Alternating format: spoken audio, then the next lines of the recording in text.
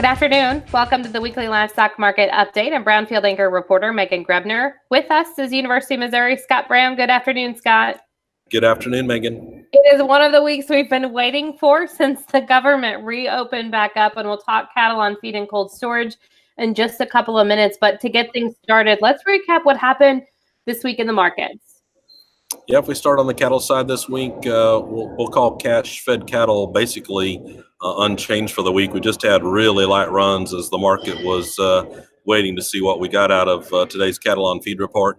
On the feeder cattle side, cash-fed cattle or feeder cattle were steady to $1 higher for the week, but we did have a lot of variability around that steady to one higher as we went through the week. On the futures side, the April live cattle futures contract was up $1.80 this week, while the March feeder cattle futures contract basically closed unchanged for the week. On the beef side, choice box beef prices were actually $1 higher this week. That was really driven by what were higher rib and loin prices as we moved through this week. On the pork side of the equation, we saw cash barrel and gilt prices that were about 75 cents lower for this week. While on the futures side, we saw a lot of weakness with the April lean hog futures contract down $4 for the week, continuing a trend here in 2019 of lower prices as we move. On the pork cutout value, it was a pretty tough week on that pork cutout value side. I'll say we're down more than $4 for the week. Bellies were awful weak. We're in a situation where that pork cutout value is more than a double-digit percentage below where we were a year ago at this time. So it continues to be a tough road for pork producers at this point. Scott, especially as we take a look at that cash trade this week, how impactful has Mother Nature been as we've seen it seems like storm after storm come through? Is that one of the factors that's limiting? I mean, we've already been pretty slow during the week in trading anyway, but is that adding even more sluggishness to what's going on in that cash trade? Very likely it is, Megan. You know, it has been a tough start to 2019 from a weather standpoint. It's unfortunate that we're just now starting to get caught up on some of these reports that have been missing as we had the government shutdown. So it's hard to get an exact handle on that situation right now, but we're beginning to see signs that we certainly have slowed cattle movements as a result of the weather we've been facing of late. All right, let's get into those reports. Let's start first with cattle on feed as we take a look at those numbers. And keep in mind, these are for December, so we're talking December cattle on feed numbers. Walk me through what USDA came out with today. Yeah, I think by and large, you know, we're going to have to be talk about this being a reasonably positive report. If you look at on feed as of January 1, it came in at 101.7, so 1.7% higher for January on feed numbers. The placement number, we actually came in at 98.2% on that placement number. The pre-report estimate would have actually called us to be up 2%. And so fewer placements than many would have expected, although that 98.2 did not fall out of the downside into the range of pre-report estimates.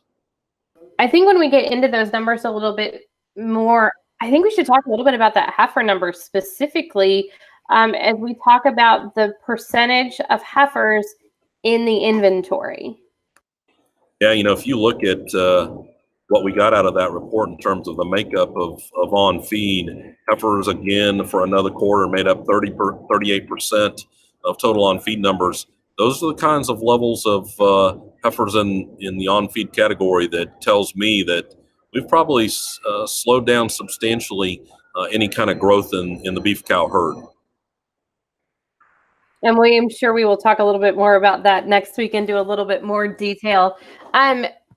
Cold storage numbers came out today. As we take a look at those numbers, any surprises from the December cold storage figures?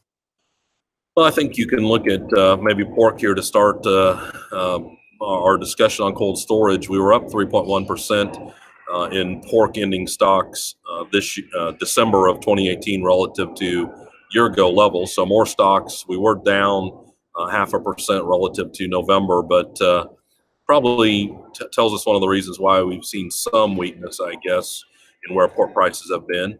When you look at the beef side of the equation, we were actually down from November to December, not quite 4% in terms of beef ending stocks, yet those beef ending stocks were 1.5% higher than where we were a year ago at this time. So building both pork and beef stocks relative to year ago levels.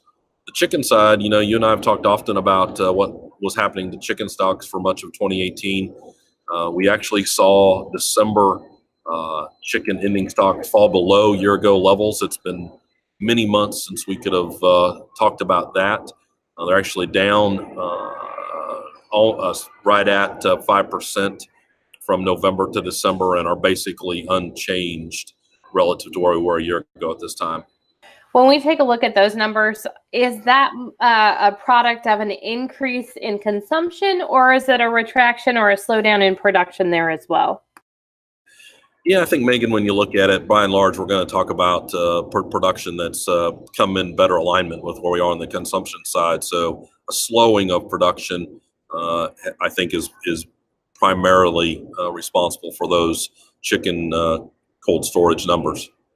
Scott, I think that we're going to talk about some tweets specifically as it relates to China. Trade talks have been ongoing all this week. We've heard there's been some progress. We haven't seen anything really come out of those meetings, and we know that deadline is next week. But Secretary Perdue did tweet this afternoon that China is committed to buy an additional 10 million metric tons of U.S. soybeans. So as we talk about these talks, how does this come back into play for U.S. soybean producers, but livestock producers as well? Yeah, so, it's this continued on again, off again, positive, negative news as we try to get more information about what's happening. But if you talk about a move of U.S. soybeans to China of that magnitude, we know that likely is a pull higher on soybean prices, and I would suggest the products as well. So good news for soybean producers if that's how it unfolds. I guess as I look on the livestock side of the equation, though, we probably will be talking about higher soybean meal prices as a result of that. So higher feed cost, maybe it hurts on the profitability side for what we have going on for livestock producers from that. Now, perhaps we can also talk about down the road some new opportunities for pork and beef in China as well. So we'll wait and see about the overall effects as hopefully we get a resolution as we move through next week. And next Friday is the deadline for those talks as well. I think really that's it for us this week. As we take a look to next week, we have a couple of pretty big reports as USDA continues to get their reports back on their right track. Yeah, absolutely. So we're going to get livestock slaughter next Wednesday. For me, being able to look at what slaughter weights have been doing out of that report will be important to answer some of the weather questions that you've been posing. And we'll also then get the big cattle report on Thursday. So it'll be curious to see beef cow numbers, especially given the heifer percentage numbers on the cattle on feed report we got today, as well as just overall cattle inventories. Scott, good to see you. We will talk next Friday. I'm sure there will be plenty of us to discuss, and safe travels home. Thank you. Have our Weekly Livestock Market delivered to your email box every Saturday morning. Visit our website, brownfieldagnews.com. You can click subscribe. You can also submit questions and comments there as well. And for market updates twice daily, make sure to check out John Perkins' Market Minute. Have a great weekend. I'm Megan Grebner for Brownfield.